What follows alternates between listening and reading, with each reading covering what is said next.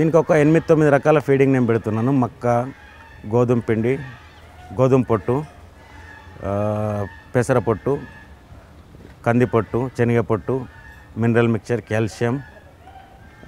అవి తప్ప ఇంకా నేను వేరే ఆయుర్వేదిక్ మెడిసిన్స్ ఏదైతుందో అవి కూడా వాడుతుంటాను. ఔషధాలు అంటారు మనము. అశ్వగంధ, శతావరి, ములట్టి,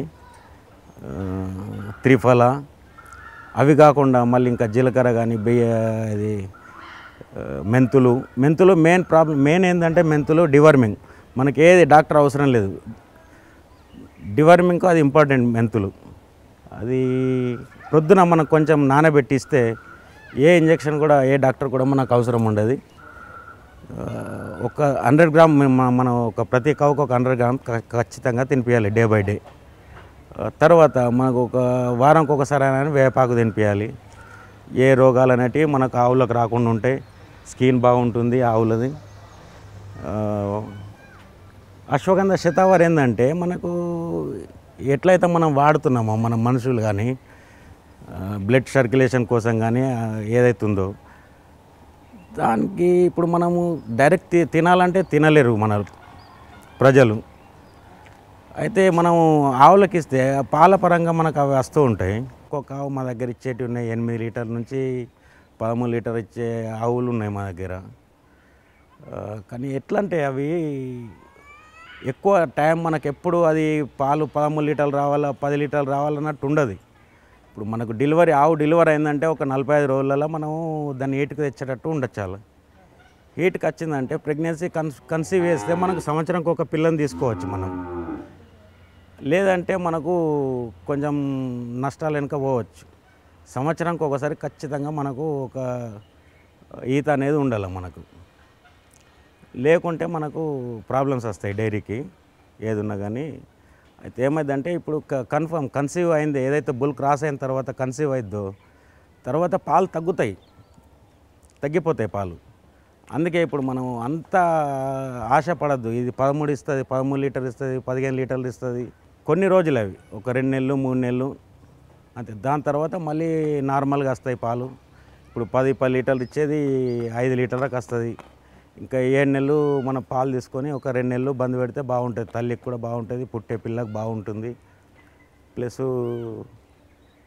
ఏంటంటే దానికి ఏదైతే అడర్ ఉన్నదో అడరు కానీ టీట్స్ కానీ అవి బాగుంటాయి. డెలివరీ అయ్యేదాకా అంటే కష్టం తీసుకోవద్దు. అవి ఒక 2 నెలల ముందే ఆపేసేయాలి ఏదున్నా కానీ. పుట్టే పిల్ల కూడా బాగా హెల్తీగా పుడుతుంది. డెలివరీ అయినప్పుడు ఏం చేయాలంటే కొంచెం వెంటనే పసుపు, అశ్వగంధ, శతావరి వేడి నీళ్ళలో కలిపి డెలివరీ అయిన వెంటనే తల్లికి దాగిపియాలి. చాలామంది ఏం చేస్తారంటే వాళ్ళు అది అది వస్తలేదు, ఏది మాయ పడతలేదు, ఏమైందని అంటే మాయ పడకపోతే ఏమైంది ప్రాబ్లం. అది ఆవుకు డేంజర్, అది మాయ పడకుంటే. అందుకే ఇది మనకు అశ్వగంధ, శతావరి, పసుపు, బెల్లం, గోరెచ్చని నీళ్ళల్లో 2 బకెట్లు దాగిపించినాం అనుకోర్రి. ఒక 2 గంటలోపు మనకు అది మాయ అనేది పడిపోయిందంటే మనకు యూటరస్ క్లీన్గా ఉంటుంది. మళ్ళీ ఒక 45 డేస్లో హీట్కి వచ్చేటట్టు మనం జాగ్రత్తలు పడాలి. బేబీకి మనం ఏంటంటే ఎలాంటి డాక్టర్ అవసరం లేదు. హెల్దీగా ఉన్నప్పుడు మనం డాక్టర్ పిలిచే అవసరం లేదు.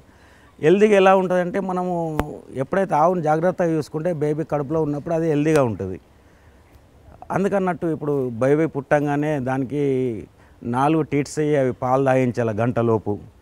పాలు తాగించకుంటే దానికి కాల్షియం అనేది ఉండదు, పెరగదు, ఎక్కువ లేజీగా ఉంటుంది, పడిపోద్ది.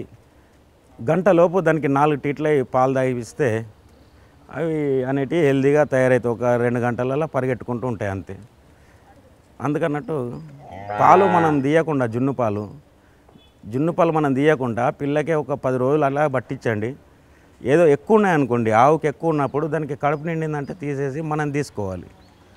ఒక 10 రోజులు మాత్రం మనం అసలు ముట్టకూడదు. 10 రోజులు అసలు మనం ముట్టద్దు, పాలు తాగకూడదు. పిల్లకి ఎన్ని తాగుతాయి, పిల్లకి తాగిన తర్వాత బయటకు వచ్చినాకనే మనం కొన్ని మిగిలిన పాలు ఉంటే తీసుకోవాలి తల్లి దగ్గర నుండి. పిల్లలు ఎలాంటి రోగాలు రాకుండా చూసుకోవాలంటే ఇదే ఇంకా డివర్మింగ్, మెంతులు కానీ గోరెచ్చని నీళ్ళలో బెల్లము, పసుపు, మిక్స్ చేసి చేంజ్